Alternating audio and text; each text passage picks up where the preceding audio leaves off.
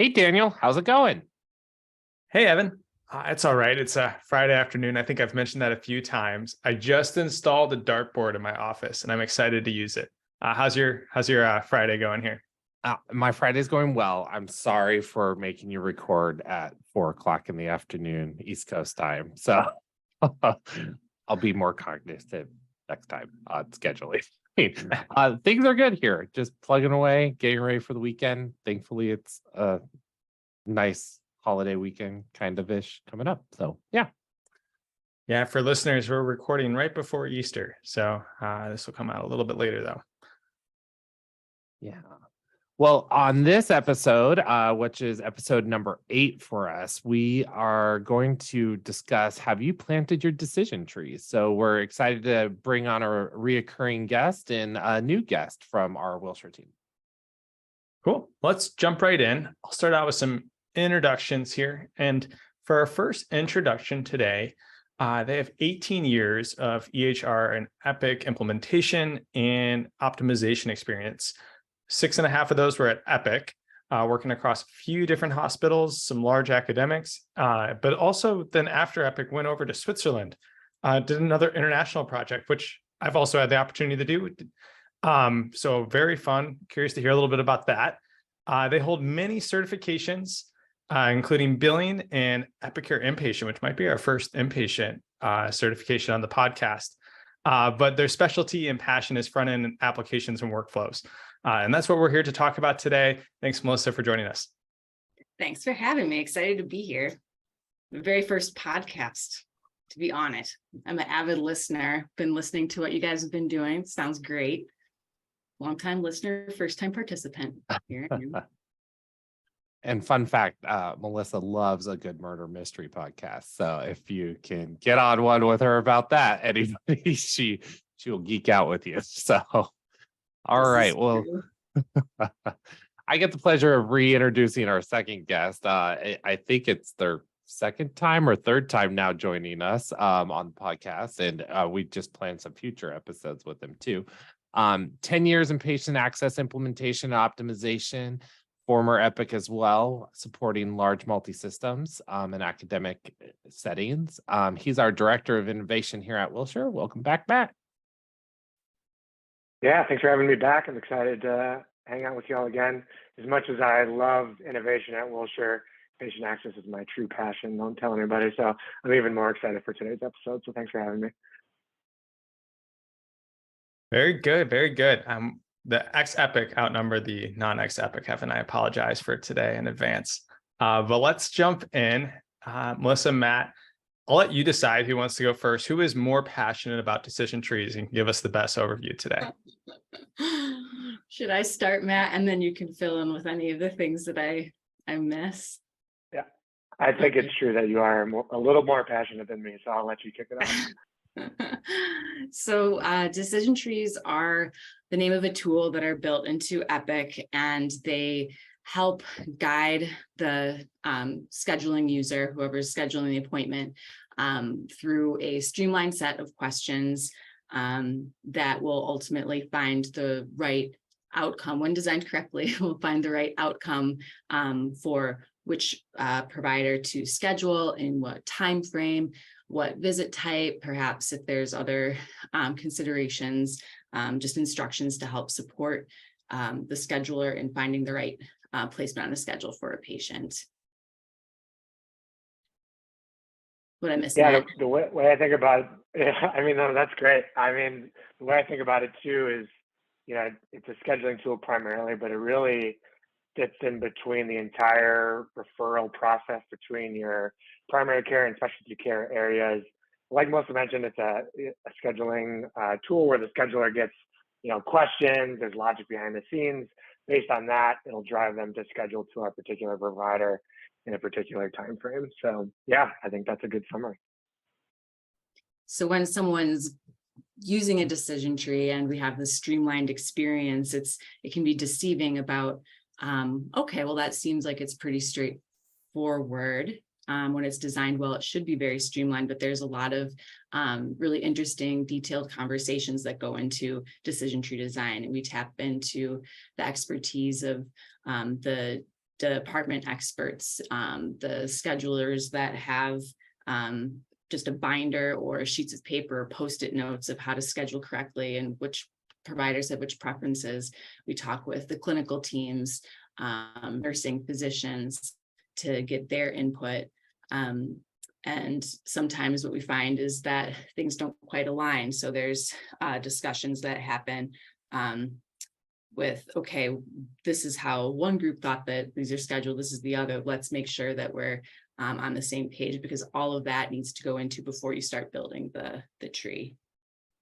And I guess the other factor there too is the other variable across different organizations that have set up decision trees is what is the state and how long perhaps the organization has been live on Epic, because there could be lots of different legacy approaches that will also influence what are some of the things that might need to be tightened up or adjusted before implementing decision trees.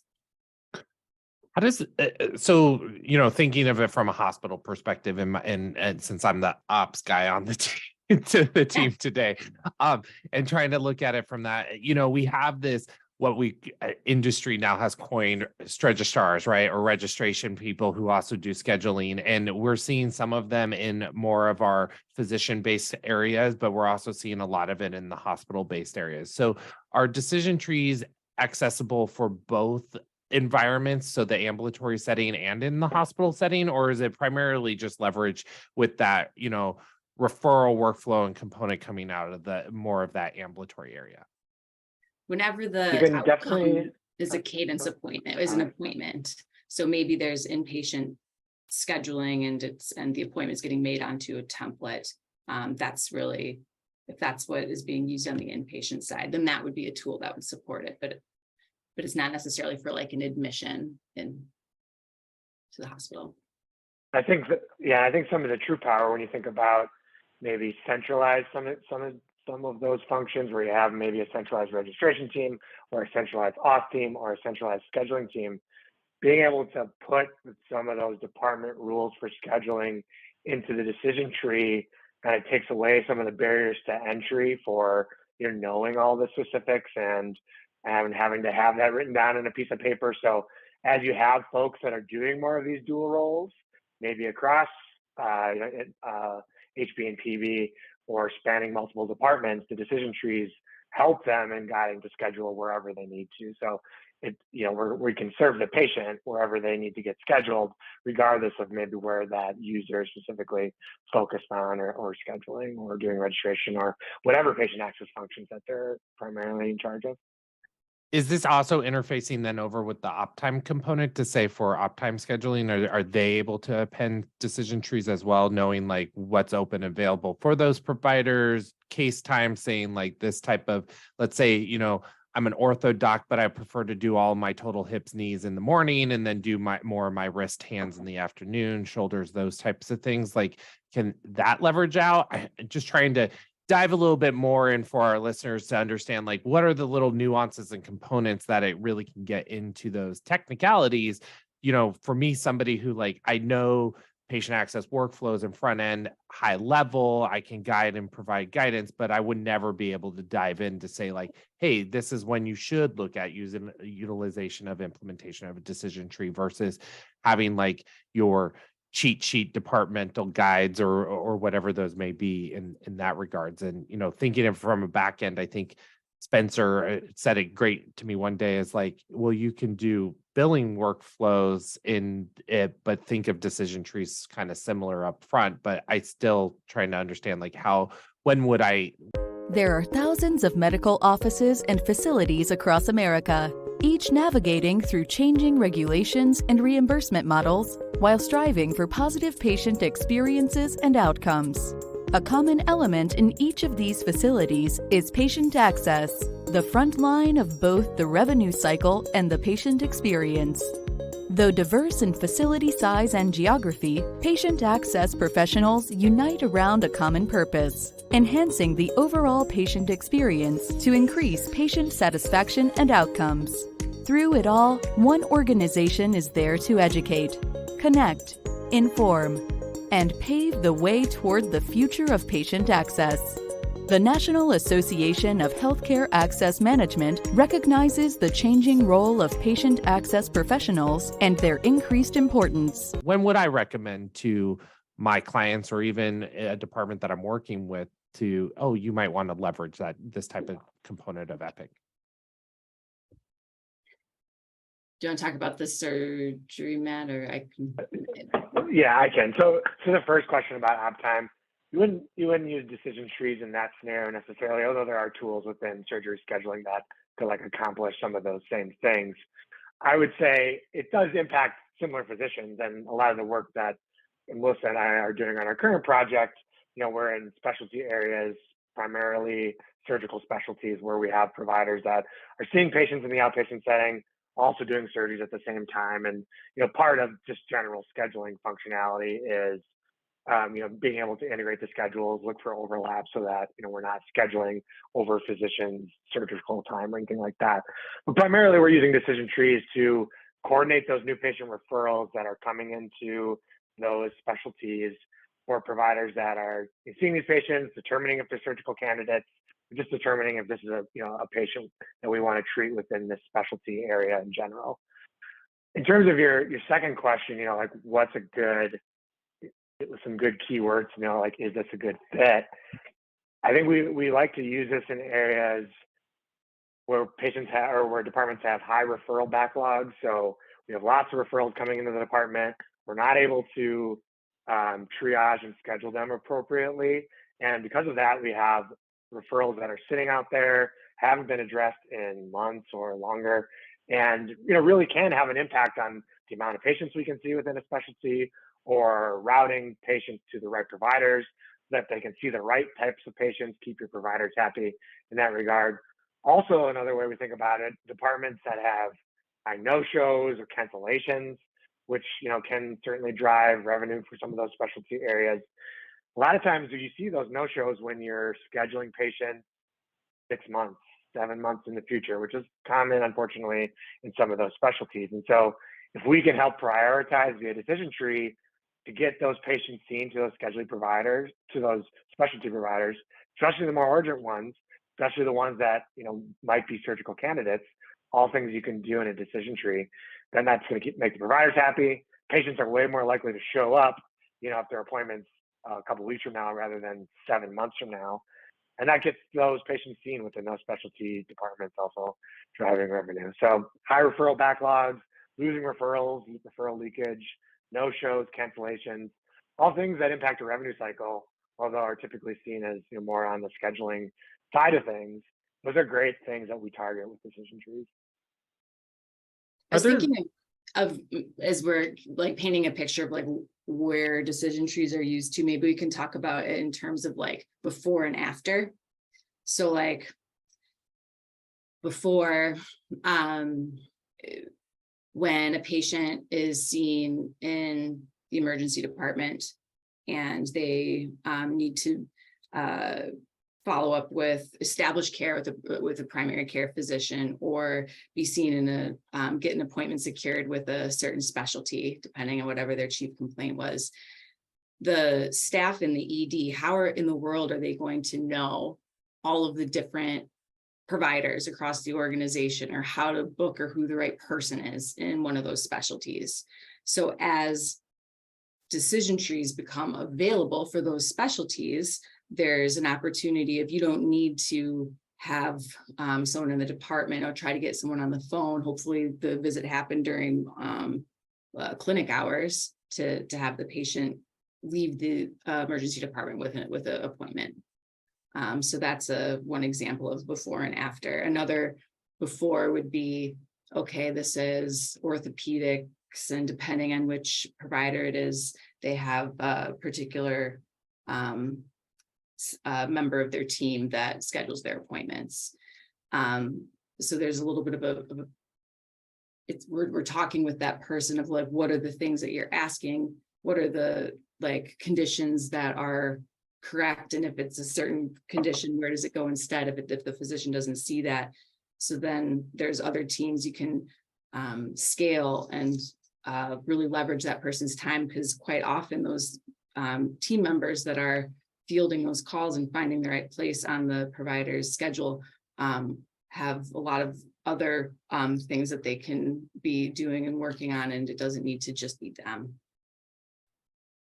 I love the ED example, Melissa, because a lot of times, you're getting that patient in the emergency department. If you can get them scheduled before they leave, like the chances of retaining that patient, keeping them within the system greatly increase. Like if we don't get them before they leave, we may never see them again. And there's lots of downstream impacts to that, maybe more hospital readmissions. But so if we can leverage decision trees, give them the tools to get that patient placed in the primary care, specialty care, that increases our chances of keeping that patient, seeing them again within the system. So another great tool. And again, the emergency department scheduler is not going to know all the rules for getting them into each individual specialty or primary care department.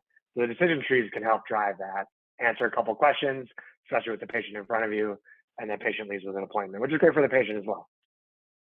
Earlier, Melissa was talking about the work that gets done to put in the build out decision trees. We're talking to a lot of different people. What do those barriers to entry look like to getting these built up? Like they're a magical tool. I'm hearing like all the benefits of it, like how much work and like what does it look like to build this out? And then when you all get plugged in, how do you think about like where's our target areas? Like say if we had unlimited resources, obviously we'd probably do this everywhere. I think there could be a benefit. I'm hearing that this is a great tool, but if there aren't unlimited resources and we live in a constrained world, what does that look like? Matt, I don't know if you want to start us out here. That's such a loaded question. I had to take note. I had to take notes. I'm like, okay, one, keyword barriers. Okay, two, like prioritization. Yeah, I mean, there certainly are a lot of people that we're pulling into a project like this. It really, in the project that Melissa and I are currently on, like one of the barriers is just getting engagement with the different areas, especially, we're really trying to include provider community in these decision trees. I think it's a critical success factor. Like if your goal is to schedule patients accurately to providers within your specialty departments, you got to have the provider's input on what they want and who they want to see and how you route patients to them. And it's a challenge, to coordinate different providers. They certainly will have different opinions about. Challenge to even like interpret like, well, sometimes this and sometimes that, like the sometimes, like that's what causes the issues. Sorry, I like interrupted, but that was like my passion. I was like trying to hold it back, and then like to try to get to the bottom of like what is it exactly that you want, because sometimes it's like it doesn't quite add up.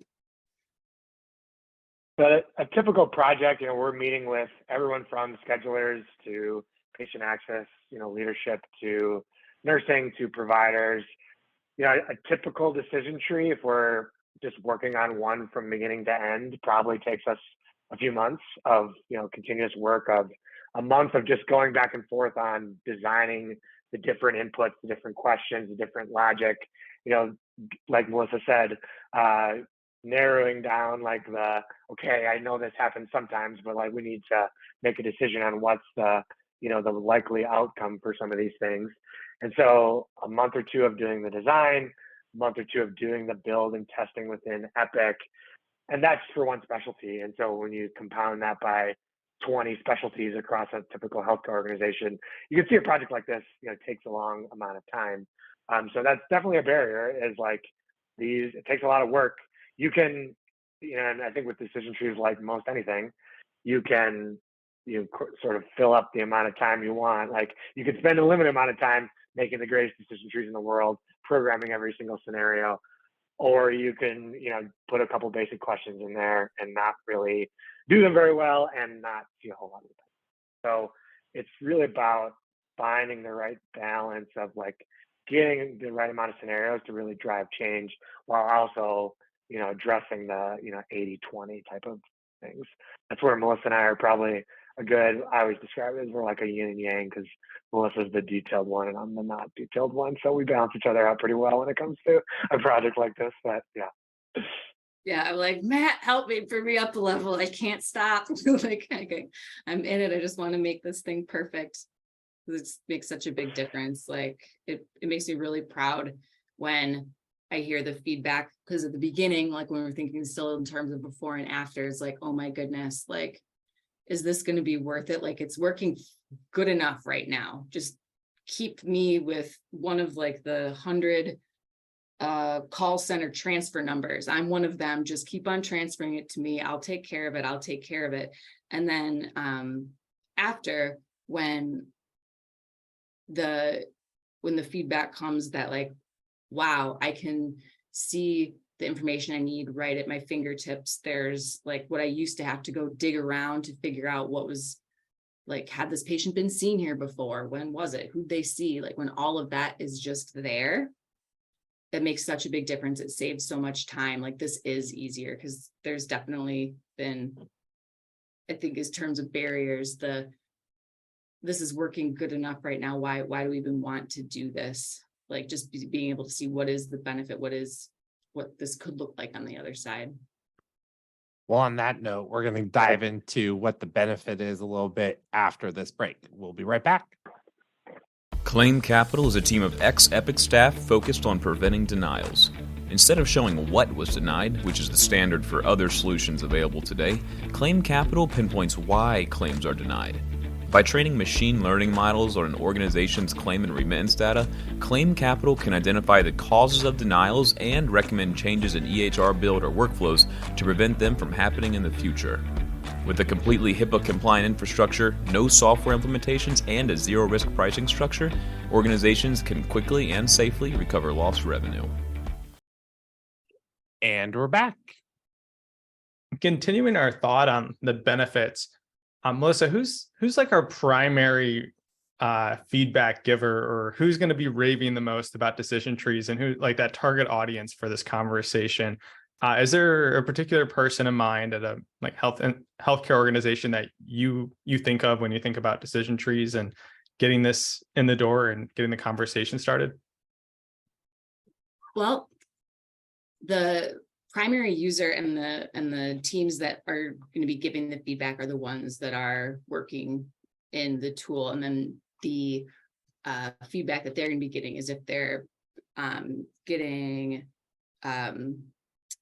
if they're experiencing like mistakes or the unhappy providers or overbooking clinics or things like that. So when we're looking at who, it's good when it's not something that's visible once it's going for the providers that are getting the appointments on their schedule. Everything's going smoothly. Decision trees aren't something that's part of their day, but having the scheduling team, we know that team is pulled in a lot of different directions, and that they can be doing their role with confidence. They can be giving great customer service. They can have that information for the patients when they're on the phone in a high stress environment, and that they can, I guess, have the ability to be able to learn and expand into other specialties and learning more about like what are they just don't need to be pigeonholed into one particular area. There's lots of different areas that they can expand into, and decision trees help enable that in that way. Yeah, I think like that patient access director, maybe over centralized scheduling or centralized registration area, as they're bringing on new staff, and often we see that's an area that has a lot of turnover in terms of folks coming and going, without having to go through individually, like, okay, for cardiology, here's your PDF of the 20 rules you need to memorize to schedule effectively. We really hope that decision trees can decrease that onboarding time. So there's certainly someone that would benefit from that, like not having to have staff, spend a lot of time onboarding and being able to schedule appointments, or maybe be able to focus on lots of different areas. Maybe they focused on these few departments previously, but okay, we want them to start scheduling over here, and that provides that framework. Or we want them to, focus on doing other things. We can regiment our staff in different ways to, focus on registration or scheduling or any of the above. But yeah, I mean, I think to Melissa's first point too, like, if we get providers happy and they don't notice that it's a thing, that's pretty good. We don't want them having to, because I think that the scenario we're trying to solve is, patient gets scheduled incorrectly, provider sees it or someone's reviewing it the day before, that patient has to get canceled or rescheduled. We might not see that patient again. We might be challenged, they might go elsewhere. And so it should just happen seamlessly. And, if the providers aren't noticing it, that means the decision tree is working. So really it's executing, like it's allowing me as a new registration person or scheduler to be able to come in and support and not have to know the individualized clinic workflow, because it's going to walk me through or guide me through some of those steps to make the right decision to execute getting the patient in as soon as possible, but yet making some of those streamlined determinations where I would be frantically trying to reach out to my peer or flip through an old binder to figure out what's next for Dr. So-and-so type of deal. So with that, knowing, sure. Oh, go ahead. Oh, no, you go. I was just going to say, so with that, thinking of it from a denial, like scheduling and a referral component, there's always a denial portion, right? Like, am I an in-network patient or am I out-of-network patient? As a new scheduler, does that help me be able to identify, like, are we going to run into a scenario where a patient really maybe shouldn't be coming to us and we should have done a referral to a different provider, whether it's in our network or out of our network? It could just be needing a different clinic even setting. Yeah, I can start on that one. I think with decision trees, although it's, there's questions that a user is selecting to schedule the patient accurately, behind the scenes, there's a bunch of, there's a rules engine that we're using to drive, what questions the user sees, how they schedule a patient, where they schedule it. And so you can certainly program in some of that logic of looking at a patient's insurance, looking at in and out of network, if that's something that's captured within their registration, and driving patients to different departments, different specialties based on the type of referral. Or if you have misrouted referrals that are entered, getting them to the right department. So there's a ton of rule logic behind the scenes that you can certainly employ to route patients effectively. And, it provides some of the instructions to the scheduler, like maybe this is an out-of-network patient. We can build in, this is what I need to tell the patient. This is my scripting, so that we can work together to get that patient scheduled elsewhere, routed to a different department. And so you can see that right in Epic, right? They don't have to remember what that looks like. So from a customer service perspective, you're getting a consistent message while also taking care of the patient where you can. But I think the main thing is, like within decision trees, you have all that rule logic, you have all the registration information, and that's in there within Epic. And so if referrals are required, if it's in and out of network, if we need to validate certain information, that's something that decision trees can build on as well. Yeah. And I guess a lot of this assumes too that the patient is in the system with the information that the decision tree can tap into. I mean, you don't want to be like duh Melissa moment, but like if it's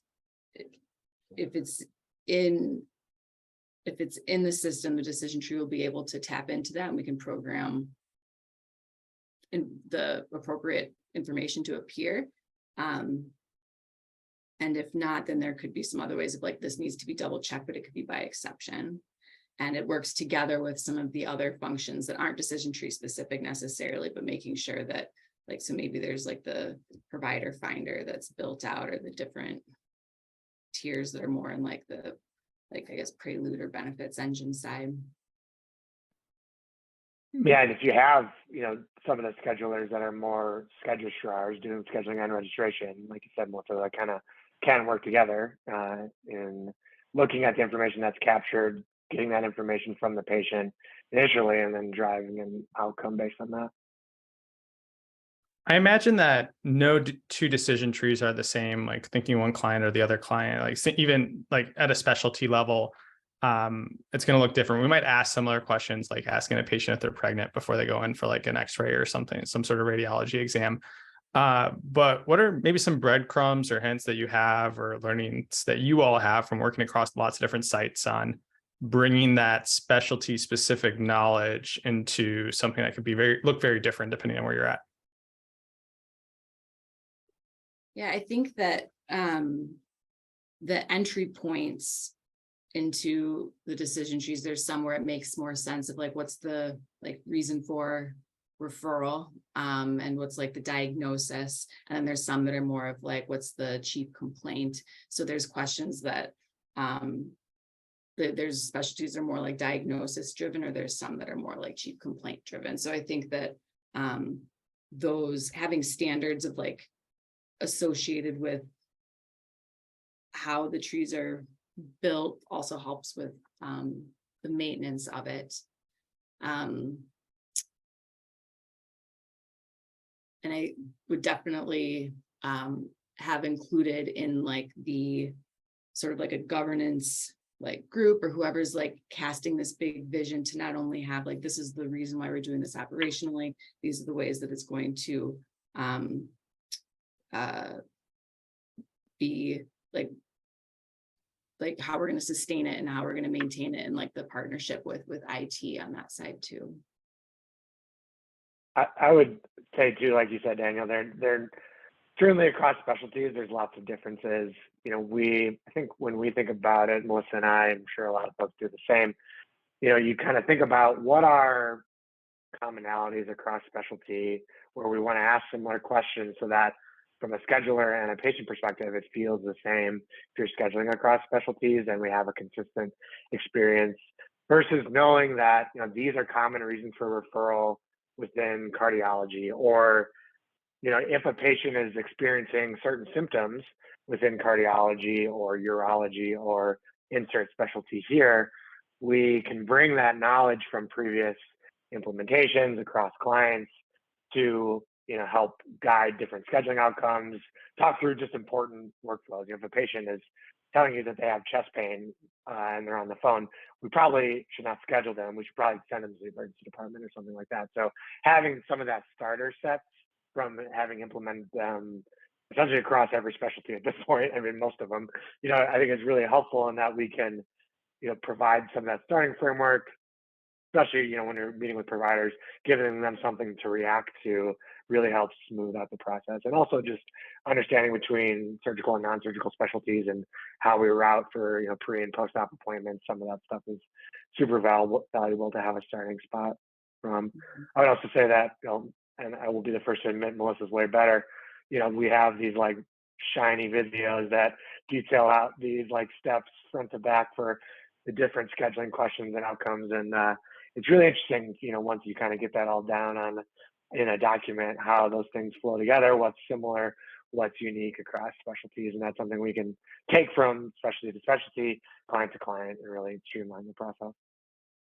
Speaking of that, where would you guys recommend an organization even stepping back if they're like, hey, you know what, this sounds great, this sounds like it's something that we should, you know, look at, you know, don't want to start big bang, but really kind of want to start small scale? What type of specialties would you recommend initially rolling this out in?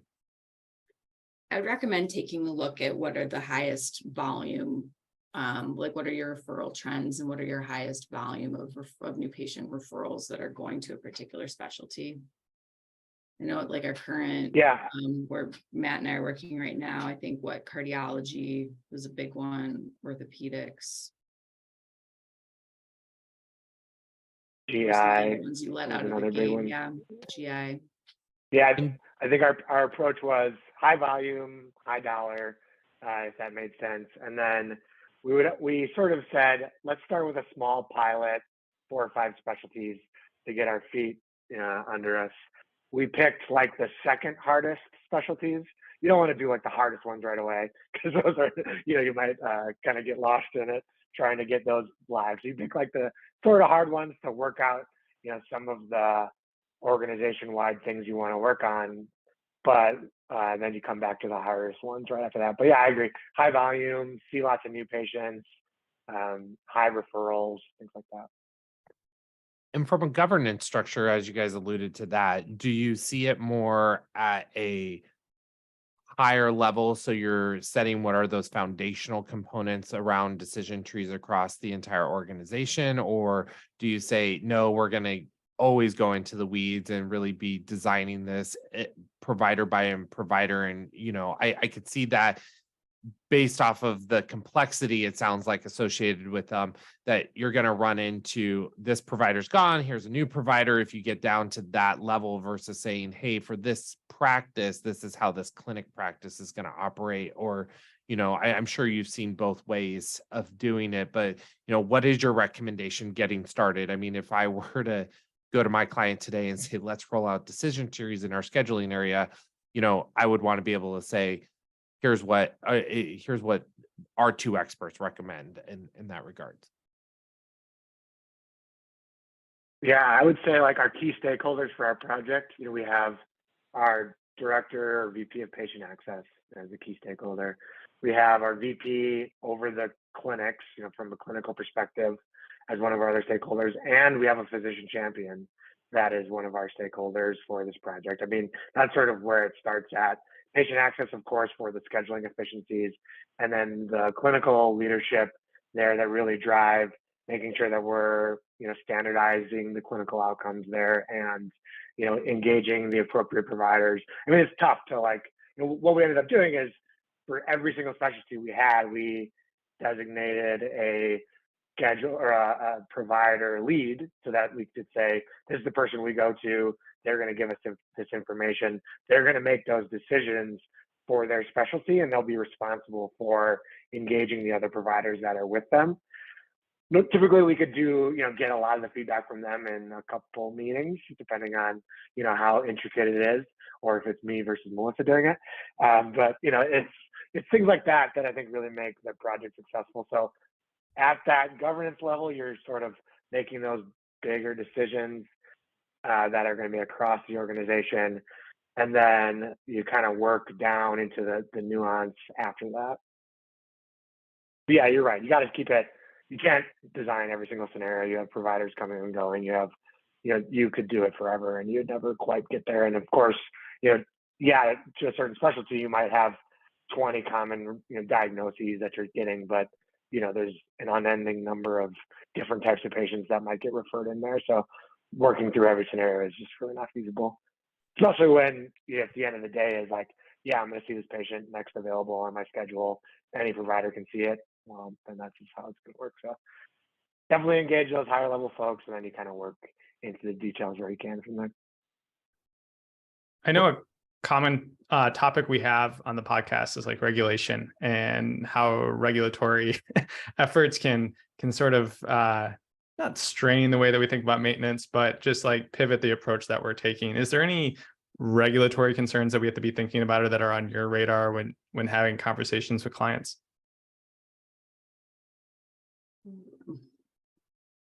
Good question. I don't know that there's two. Yeah, exactly. I mean, I think you sort of, from a user perspective, you're straying outside of like decision trees, quote unquote, when you get into like the other things that they may be working on in the registration model. So like estimates and real-time eligibility and some of the things that go with that. In the decision trees, not too much. I don't know if Melissa has any other thoughts, but generally because we're just targeting some of the scheduling aspects of it, I'm sure any of the listeners out there are probably screaming at us like, of course, Matt, there's this regulatory component, but nothing that really like jumps to mind. Yeah, I can't think of anything either. Like, I'm just trying to think of like in terms of like what might be like if there's prerequisites, but that wouldn't really be regulatory about scheduling the patient.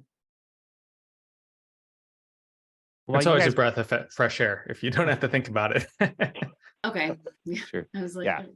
I have a feeling I'm gonna like wake up in the middle of the night and be like, what about this? But no, there isn't. I don't think so. Not with this one. Well, we're going to take a quick break and we'll be right back. Well, and we are back. So thinking of scheduling, and that now more and more we're seeing patients and organizations allowing patients to do their self-scheduling. How does decision trees affect the MyChart and self-registration and scheduling? Yeah, on our current project, they're actually rolling out to specialties with MyChart self-scheduling and decision trees at the same time as some of the specialties that we're doing for scheduler team in hyperspace as the end users. And I think that some of the guiding principles, are overwhelmingly the same of what are the questions, whatever the questions are that you're going to be putting in front of a scheduler or a patient. It should really be driving the armed with this information. How does this get to the right endpoint? There shouldn't be information collection that's happening because that's not the right tool or place for it. It really does the same sort of framework and tools available in both places, and you're able to leverage one to support the other. Yeah, I think it opens up a lot of interesting things because a lot of clients probably start when they're thinking about MyChart scheduling, and they're probably thinking about primary care or those types of departments. They're probably the most straightforward to schedule. And from a patient perspective, that's probably true as well. I'm scheduling a new patient appointment, I'm scheduling a physical, I'm scheduling a follow-up visit. And I think on the specialty side, a lot of providers are nervous to cede some of that control of who's able to schedule. And so while you're working with the providers to define these rules, you can have that same conversation, like Melissa said, the same inputs, the same questions that a scheduler is having to fill out, the patient can do the same thing, and we can ensure the same amount of accuracy and logic behind the scenes to get them scheduled accurately. That's great. And I think it really helps ease the minds of a lot of providers scheduling into those scheduling departments. And I think it's always a challenging conversation to have as your patient access director, trying to convince those providers of opening up their clinic to scheduling via MyChart. So this is a great tool for it. Or having their clinic represent when they actually see the patients. I think that that's a really key prerequisite and a guiding principle. And it's a little bit of a leap of faith and trust thing too, of sometimes things are just locked down or there's only one person that has permission, and then you're starting to expand it to more schedulers, and now we're going to expand it to patients. But when you have this tool that supports finding the right place on that schedule, it's just letting go a little bit, but also closely monitoring as well. I guess monitoring what are the things that we're due to make sure that the decision trees are on the right track isn't something we necessarily talk too much about, but just making sure when was the decision tree used. Let's look to see what if there's an issue. Was it the decision tree? Was it something that needs to be adjusted with the decision tree? Does it need to be adjusted with the provider's schedule? That brings up a great point though. What data points do you all look at, both for monitoring the success of decision trees, but also just thinking about looking after the project? How do we evaluate what went well here? And what are those key benefits, rather than just anecdotal, yeah, I'm happy. I'm sure the schedulers are yeah, this is great. Patients are yeah, this is great. But what, are there any discrete data points that we can look at? I think that sometimes there might be specialties or a specialist that's tucked into another department and only some people know about them. And when those start to come out in the conversation, there's more not necessarily evenly distributed, but the utilization is up to where the providers would like to be. There's not some that are just crazy overbooked and some that are underutilized just because the scheduler that knew, well, these are the 3 people that I look across, there's actually 6.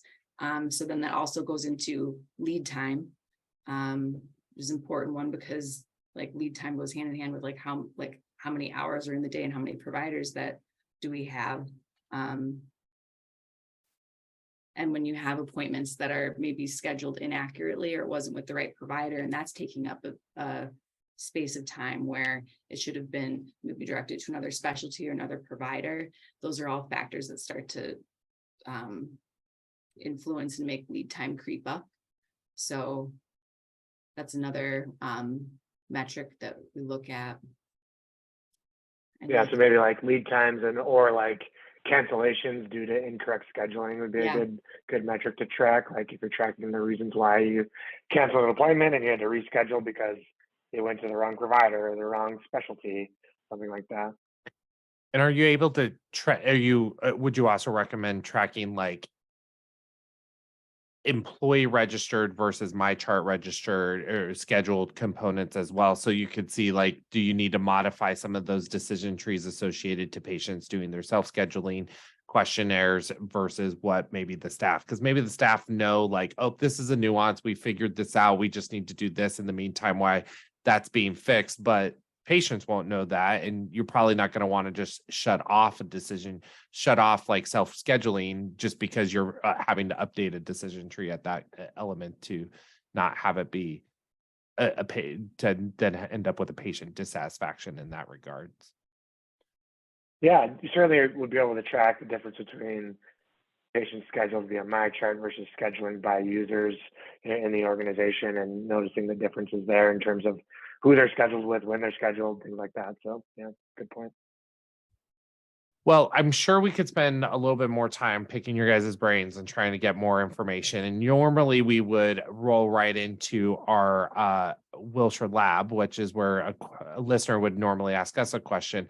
But wanted to get your guys' final thoughts on what would you say is the biggest takeaway that somebody who's thinking about, should we move forward with implementing decision trees within our organization, really should consider before going forth and putting that on their prioritization list for future enhancement or project? Yeah, I can start here. I would say you have to think about decision trees as like an overall referral intake of the patient, getting that patient seen for the first time or scheduled into a specialty or primary care area, kind of take it all as one big thing. You could really focus on decision trees very narrowly, but I think you have organizational goals of improving that referral process from beginning of referral to getting that patient seen, or from discharge of that patient on an inpatient or ED to getting that patient routed back to your specialty care or established in primary care. Those are big, meaty projects that I think decision trees are a great fit for. Some of the questions that were coming up a lot from our from stakeholders are what, like why is it so difficult to get into these practices? Why is it so difficult to get in to receive care at our facility? And there could be a lot of factors for that. But when you go through a decision tree project and you're looking from front to back, or how does this look like for the patient? What is a decision tree, and what are some other things that might need to be tightened up and cleaned up a little bit? Like, got to protect your scope for your decision tree project. But if someone really wants to get their arms around, like, what are all the gymnastics that are happening? Start with decision trees. It might open up some other things of like eye-opening of like, oh, wow, like there's we need some different like staffing approaches here, or different technology, or whoa, that's been really broken for a while, no one said anything, let's get that cleaned up. Like just the decision tree project, just from like organizing all of it, starts to reveal those things. So I think that it's a really powerful way to get a conversation going across all of these areas that should be working together. And then also at the end of it, having something that is scalable and boosts efficiency too. Well, thanks for both for the final thoughts. I'm going to wrap us up here. So Melissa, Matt, thanks for joining us today for season 2, episode 8, Planting Decision Trees. And instead of telling listeners where they can reach out to you, because I know we do this all the time, and Matt, I think you've probably given your email away a couple times now. I'm going to let you all choose either a fun fact or something you learned this week. What do you have for our listeners today? Fun fact or something I learned this week. Have I been living under a rock this week? That's what I've learned this week. I'm like,